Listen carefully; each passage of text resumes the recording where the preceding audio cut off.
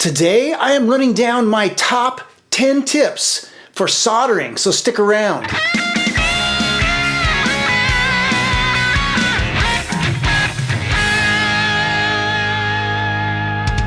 Hey everybody, it is Aaron at Warmoth, and yes, today I am running down my top 10 tips for soldering electronics in guitars. These are the top 10 things that I've learned after, 35 plus years of soldering electronics in guitars. And this is really aimed at beginners, not, seasoned soldering experts. But soldering is, if you're at all interested in, building or assembling or customizing or modding electric guitars, it's really a skill that you should master. So hopefully this will get you on your way. And with all that in mind, let's jump into it with number 10. Stop being intimidated to learn soldering. It's really easy. It's one of the easier things you can learn in the world of lutherie, and it will unlock this whole world of tasks that you can do by yourself instead of having to ask somebody or pay somebody to do it, like swapping out pickups, swapping out volume and tone pots, caps, switches, and wiring. You'll be able to do all of that yourself, and it really only requires very little practice to get good at it, and very few tools that are all pretty inexpensive. Number 9, get yourself a decent soldering station, and that doesn't mean you have to spend a ton of money. This soldering station that I have had for at least 10 years now is a Weller. Move that out of the way so you can see. It is a Weller WLC 100. The last time I looked, I think these went on Amazon for like 60 bucks. You can certainly spend a lot more than that. You can also spend less. I think this is kind of in the Goldilocks zone for me, where you get everything you need, but you're not paying for all kinds of stuff that you'll never use. Most soldering stations like this are about 40 watts. I think this one is 40 watts. Comes with a sponge that you can wet to clean the tip of your soldering iron on the wet sponge. However, I would also recommend getting one of these. This is a solder removal station. It's got copper in there that takes the solder off much easier than a wet sponge. With the wet sponge, a lot of times you end up doing this all the time, trying to get the solder to come off. With this, it's much, much easier, but more importantly, it doesn't drop the temperature of your soldering tip. If you're putting it on a wet sponge, it's going to drop the temperature of the soldering iron, and sometimes you'll have to wait a few minutes for it to come back up to temperature. But with a solder removal station like this, you never drop temperature. And I think these you can get on Amazon for like 10 bucks. Number 8, use the right soldering tips. So when you buy a soldering iron, the tip right there is replaceable, and you can get all kinds of different tips. Some have, some are really broad and flat, some come to a very fine point. The ones that I have found that work best for guitar electronics are the Weller ST2 tips. Let me get one out here. Basically, this is the piece that goes in there. You tighten or loosen that screw to remove it and replace it. The reason I like the ST2 is because it comes to a relatively fine tip, but it also has a flat blade. It doesn't come to a point. It's still got a flat blade. That flat blade works really well if you're trying, if you're laying it on something like the back of a volume pot or on a spring claw for a tremolo, to solder the grounding wire there. It works better because it's got that flat blade area. Number 7, use decent solder. And again, this comes down to personal preference, but the kind that I have found that works for me, that I've used for years, is the Miniatronics rosin core solder 6040 in the 1mm diameter thickness, which just seems to be right for guitar electronics to me. This is a 4-ounce spool, and I've been working my way through this for years now, so I think you can get this off Amazon for like 18 bucks or something like that, and it should last you years. Number 6, whenever you can, use cloth hookup wire. Cloth hookup wire looks like this. It's got actually a cloth. You usually find it in with either black, white, or yellow cloth on it. This is a modern wire, I guess you could say, that's got, I guess it's a PVC shielding on it, or I don't know, it's got like a plastic shielding on it. But this cloth hookup wire is so much easier to work with. It's called pushback wire, you'll see a lot, and that's because you can just push the cloth that surrounds the wire, you can just push it back and expose the wire just like that. You can't do that with modern wire. With modern wire you need a wire stripper, and you know, you've always got to go through this little rigmarole to get the wire stripped, which is not the worst thing in the world, but cloth hookup wire is just so much easier just to push it back like that and expose it.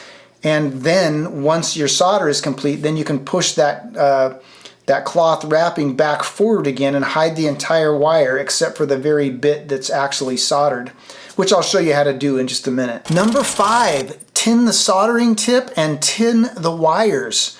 And tinning just means that you put a little tiny bit of solder on it, just like that. Because it helps, it's sort of like priming the pump, I guess you could say. So to tin the tip of the wire, you can see I've already pushed that back. You're just going to heat the wire a little bit and tin like the first little bit of that wire.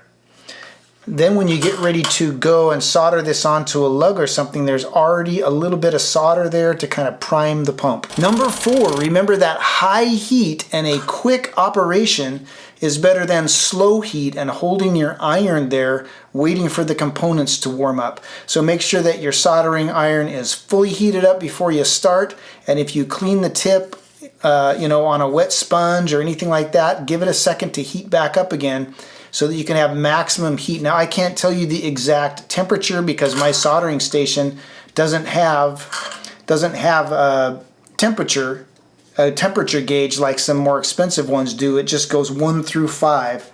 But I typically keep it at 4 for most things.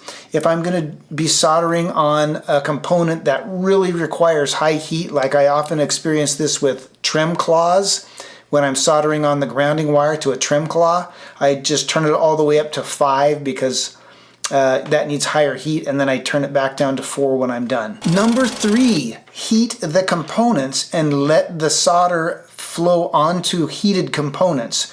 Don't melt the solder onto colder components. So in this case, the components would be the pot lug here and the wire. So you want to heat those up and then let the solder flow onto heated components. Number 2, hold everything still. A good clean solder joint is shiny. When you get done soldering, it'll be nice and shiny. A cold solder is often dull.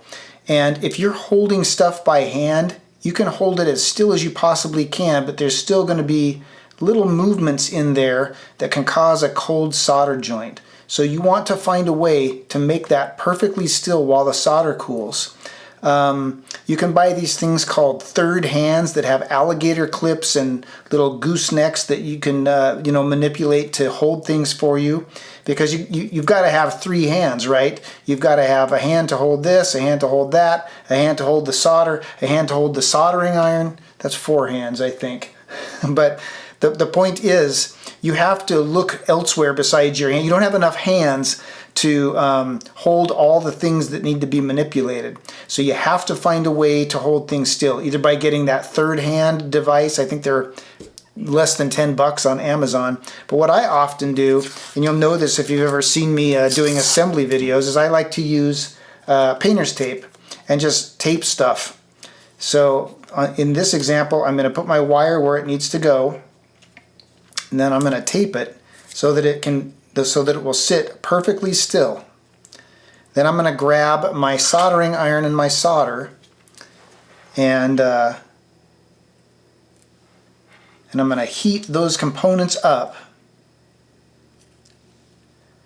and then I'm going to flow solder onto those components, and I'm going to flow enough solder to completely fill up that lug.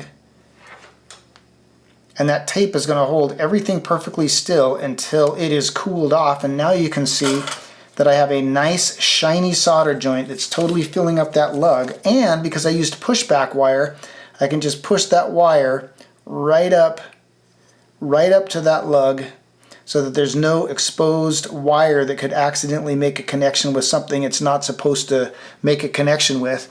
And if there happens to be too much wire sticking out on the other end, you can just grab a little pair of clippers and clip that off if you feel like you need to. I think that's fine, but you can if you feel like you need to. Number one, this is kind of a safety tip, well, of course, besides wearing glasses, is to remember that everything that you're soldering to, everything that's connected to this, it's going to get hot. So if you're holding a wire when you're soldering it, that wire is going to get hot. If you're holding a trim claw, that's going to get hot. So just be aware and use a pair of tweezers or a needle nose pliers to hold things if you need to. Otherwise, you're going to burn your fingers. And a bonus, when you are soldering, and you'll have to forgive all this stuff right here. I'm just reusing an old pot that had already had things soldered to it, but we'll solder over here in a new area. When you are soldering to something like this, you want to score it. You just want to score it a little bit. That gives the solder something to grab onto. All right, so first thing we need to do is, I'm using this this modern kind of wire here. So the first thing we need to do is tin that.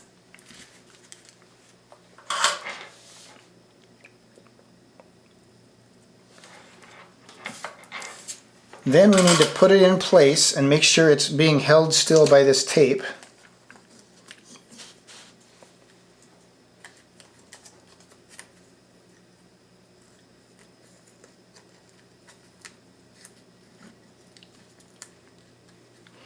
It's often a bit of a juggling act to make sure that things are held still.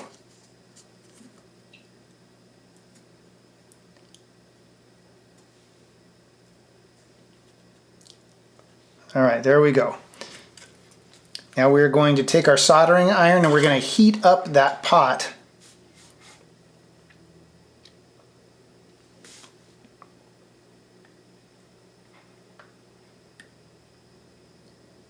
And once the pot is hot, then we flow solder onto the whole thing.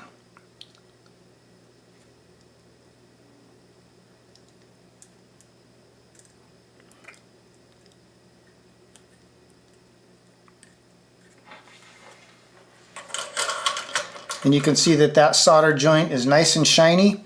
We let it cool down and we don't just grab the pot, because remember, everything is hot now. So the pot is hot, the wire is hot, it's all hot. So you have to let it cool down, or you have to grab it with, something else, a pair of pliers, a pair of tweezers, or something. And that is it. Those are my top 10 tips for soldering electric guitar components. I hope you found that useful.